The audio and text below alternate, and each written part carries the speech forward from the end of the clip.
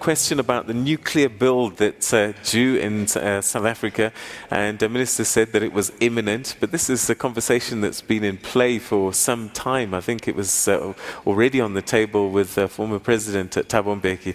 So let's push Minister to try and give us a little bit more indication in terms of timeline. Otherwise, we'll have committees sitting and interdepartmental conversations going on. Meanwhile, we've got an energy problem and we need to get this thing built. So by the latest, when do you think? I think that a definite announcement in regard to progress should be made in about 2 months' time, maximum. All right, so you've said it on national television. We're going to quote you on this. Okay, 2 months' time. 2 months' time maximum. Okay. And I'm sure that the incoming minister. Are you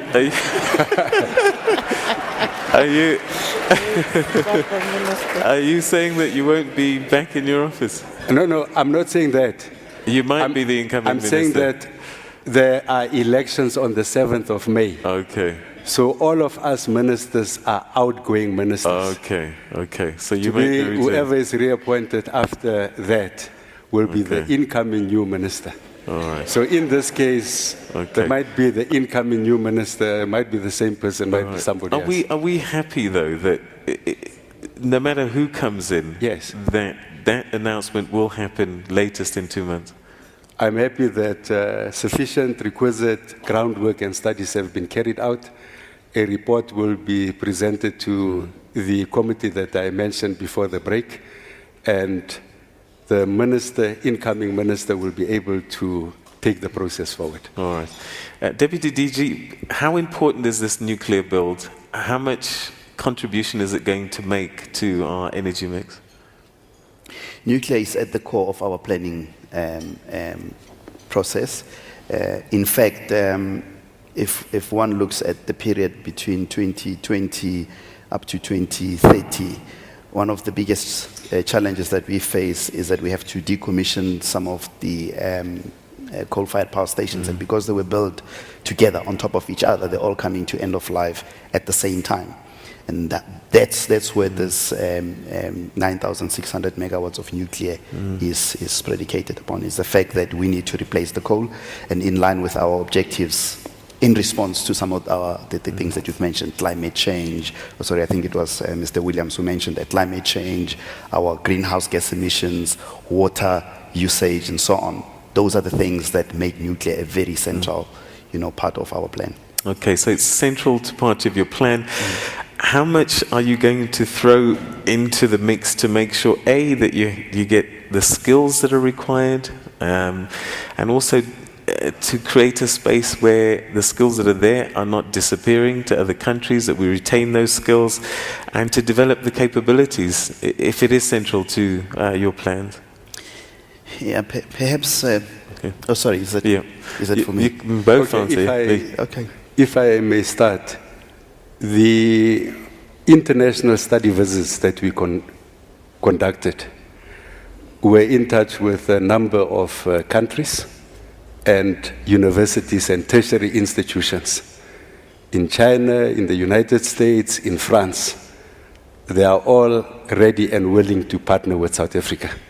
So in terms of skills training, there's commitment.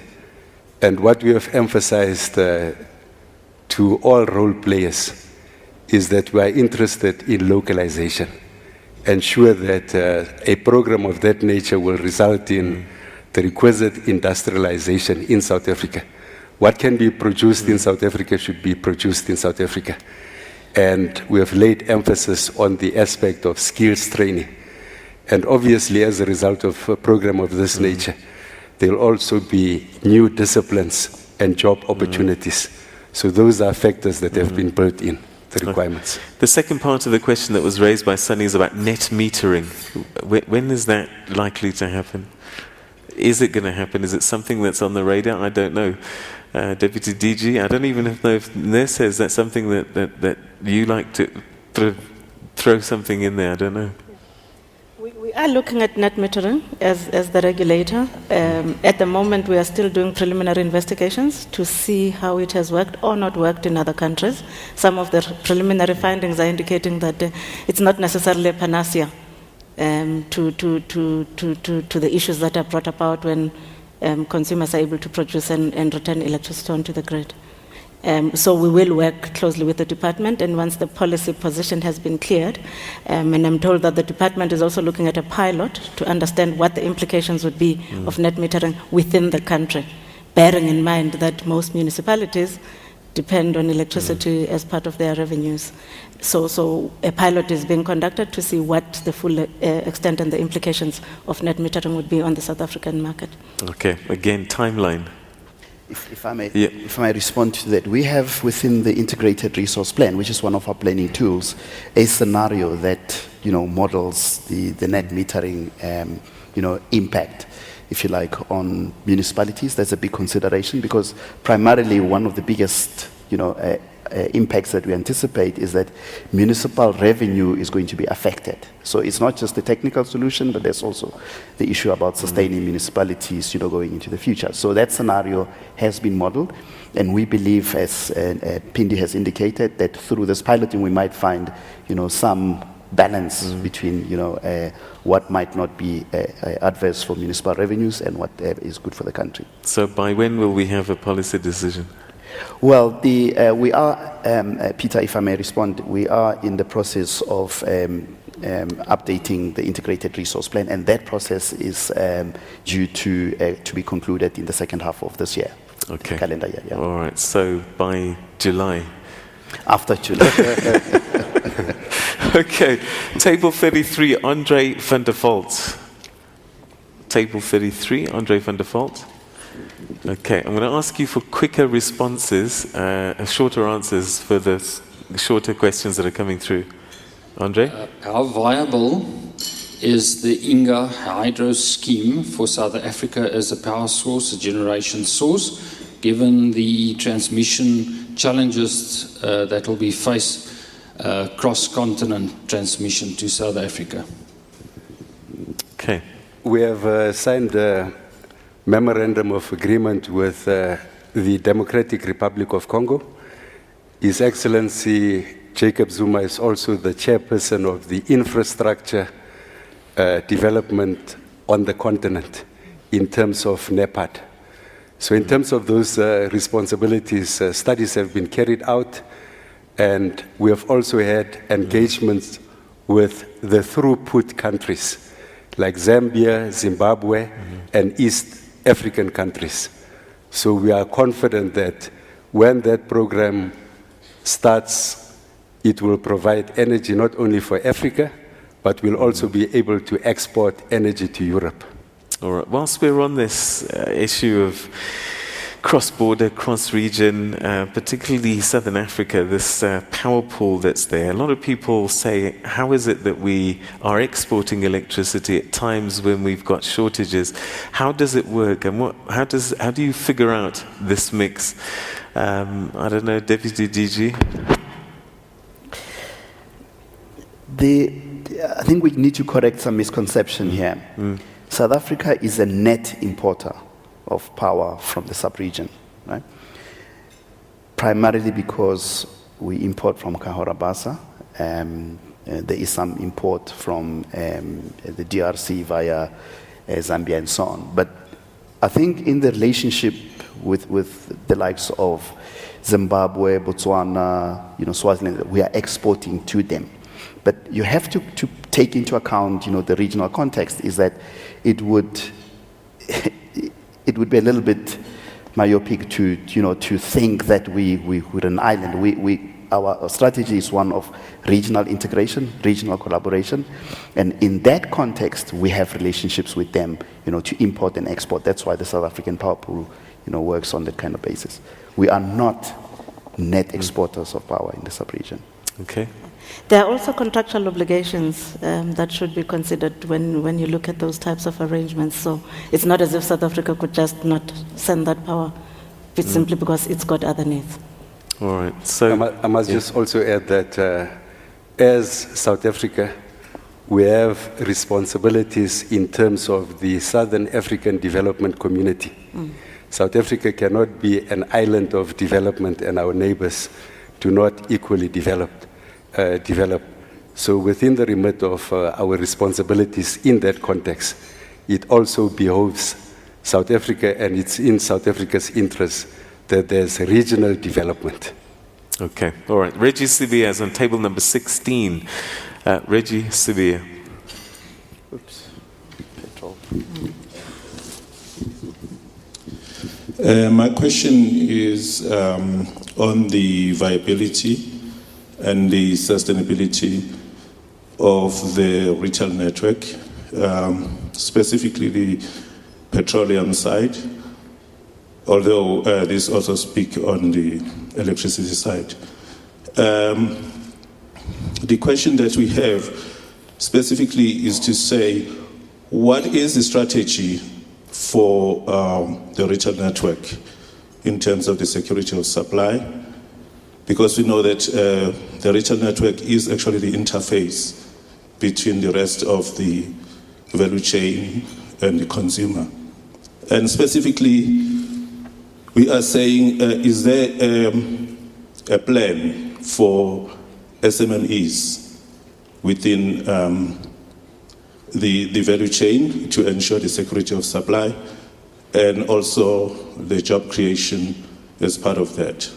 And basically we're saying, while we're focusing on having the products available, we also need to ensure that the people that actually supply the product to the end consumer are themselves viable in terms of profitability. Thank you. Okay. If I may, my understanding is that there's a relationship between the major oil companies in South Africa and retailers. But we have also learned that there's a benign tension between the major suppliers and retailers. The allegation is that the major companies are encroaching on the margins of retailers. So that is an issue that at first when we learned about this a number of months ago, was that perhaps the industry could sort out amongst themselves. But we as the department have decided to look more closely at this so that there's not undue pressure on retailers. There are a number of programs that we seek to engage retailers on. But in regard to the difficulties and challenges, we'd request retailers to speak openly, to cut the parables. Let's leave the parables for Sunday, but during the week, let's state issues as they are. Okay. Here's another issue that's been quite topical and been discussed from a number of areas. Table number 15, Nilesh Joshi. Table number 15, Nilesh Joshi. Honorable Minister, thank you for the opportunity. I would like to know the Ministry's stand on shale gas fracking in Karoo regions and with regards to environmental concerns raised around that. Thank you. Okay, so shale gas. If I may start and say very broadly, shale gas is a potential resource that the country has. We have the responsibility to investigate that potential. We have the responsibility to ensure that as we explore and possibly extract shale gas, we do so in a manner that's responsible in terms of environment, and we do so in a manner that will benefit, again, local communities in and around where shale gas exploration takes place. Is it possible to do it without shale gas? Is it? Is it possible for us to get our required energy mix without shale gas? It would be irresponsible for us not to utilize all the energy vehicles that are possible to have as South Africa. Right now we are we utilize the resource that we have in abundance, coal, but we look at measures to mitigate our carbon footprint, renewables, sun, wind, biomass. Within the remit of that, there's a balance. So our view is that we have a responsibility to look at the shale gas potential as well. Is there a timeline for this? This is one of my favorite questions here, as you've noticed. There's investigations being done and research, etc., etc. At what point will we be able to say that this is something that we're going to do or not going to do? There are companies that have started the process of exploring. This is an area that we work closely with the Department of Minerals. That's their core area. But the Department of Energy also has policy responsibilities. So there is interaction between the two departments. Ms. Beleni, is there policy on the table around this? We implement policy once it has been finalized by government. So can I ask All the right. deputy? So once the egg has been laid. And there is policy as, again, going back to the integrated resource plan, we do have a scenario that's based on what we call big gas, so as to understand, the potential for the exploitation of our own shale gas resource, but also the resource that's in our neighboring countries. So that's also part of the, the core of our considerations in the plan. Okay. Table number 3, Mfano Nkuta. Table number 3, Mfano Nkuta. Honourable Minister, LPG penetration is very low in the country. I'd like to know what is the department's medium-term plan to address this anomaly. Thank you. LPG, the challenges that we have met in the past is to a great extent during the winter period. There are measures in place, as we said earlier, to greatly import liquid gas so that we are able to mitigate that challenge. But what we are also encouraging is local role players to be more active in this space. Perhaps you'd like to add? Yes, thanks, Minister. If I may also indicate, one of the biggest problems with LP gas penetration is the pricing. And in that regard, attention is being paid to how the maximum refinery gate price is determined, because you want to understand what the problem is so that you can make the necessary interventions. But it is also part of our demand side strategy that you want to transfer people from using electricity for space heating and cooking into more efficient carriers like gas. So that's also part of the plan. Peter C. Venn has sent a tweet saying that nuclear takes 10 years to build minimum. Is that already factored in? Because we're quite urgent in terms of our energy needs. Is that true, 10 years? And if that's the case, what do we do in the intervening period?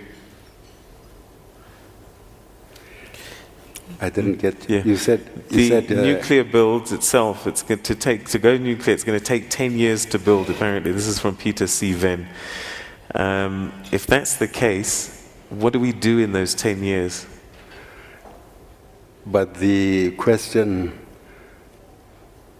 is posed as if during the 10 years that you build your energy requisites, there are no other energy carriers. So we will be fine in those 10 years, is that? Yeah. Okay.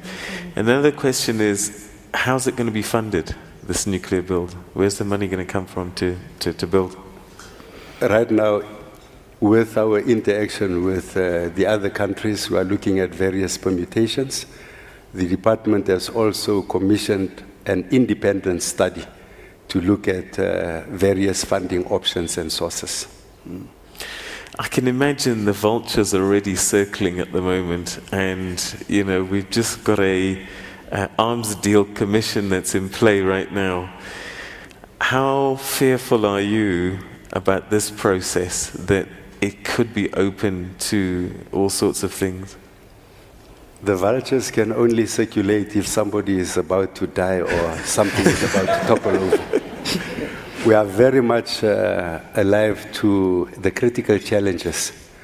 Due process, a great premium will be placed on that to ensure that the rollout, everything is by the book, to ensure that we don't have problems. An important aspect of this is to ensure that there's full disclosure and information available to the public as to the various steps that you are following in carrying out the process. If there's bidding, if there's country-to-country relationship, all those are issues that have to be clearly articulated. Information availed to the public.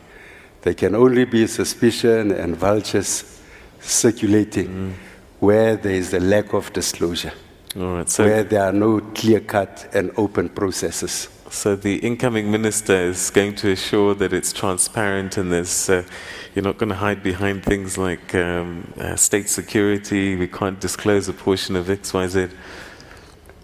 The incoming minister, like everyone in this country, everyone is subject to the highest law of the land. The highest law of the land. And there's also the prescripts that civil society can utilize to obtain any relevant information that's in the public interest. Okay, all right. Table 17, Tamsang. Table number 17. Good morning, Minister and your panelists. What is the level and the percentage of youth that are involved in the entire value chain from generation up until distribution? As this is important to ensure that there is adequate exposure of young people in the sector, not only as buyers, but also key industrialists for the future of South Africa. Thank you. All right, so how are young people getting involved? And there was a tweet earlier on about how do people get into the energy sector? Because this, again, is one of these areas like marine where our people never really knew or understood or had access to understanding the sector. How do we get them more and more involved? One of the prescripts that each and every minister received from the president of this country was that in each and every department, because of the challenges of unemployment in this country and a skills shortage, it's important to open learnerships to our youth so that they can obtain skills in departments. So the Department of Energy also has learnerships and skills training for interns.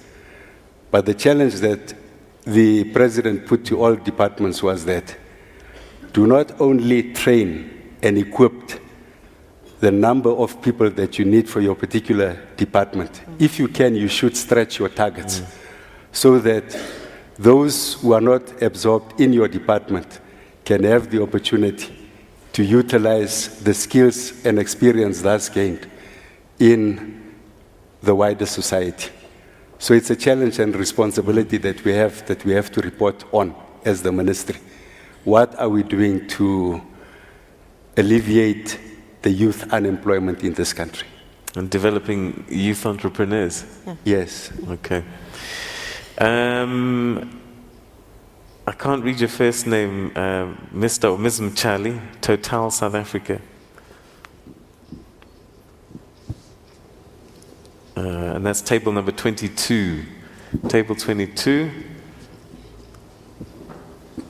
Mr. Mchali. Good morning to the panel. My question is a follow-on to one question that has been asked already about hydraulic fracking. And mine is related to recent developments in the US where we had earthquakes that happened and those earthquakes were linked directly to hydraulic fracking. And I wanted to find out from the panel if we taking care of if we keeping that in mind as we continue with our decision process regarding hydraulic fracking in South Africa. Okay, Mr. Mchali is with Total, and I would imagine that your company is not involved in fracking, and that's why you might be raising this question. Okay, but it is a serious question, and it is out there. The US has been fracking for some years now. How safe is it? I mean, they're linking to earthquakes. We can't afford to have earthquakes in South Africa. They're very low. No, It's not true. I haven't. It's not true. I haven't read the information that the gentleman refers to, but the responsibility that any responsible government has would be to ensure that on the basis of current available scientific knowledge, the systems that you put in place mitigate against possible disasters. The advantage that we have as South Africa, we are not on the plates where the country is prone to earthquakes. But over and above that, it's still our responsibility to ensure that we mitigate against any possible dangers if we follow that route.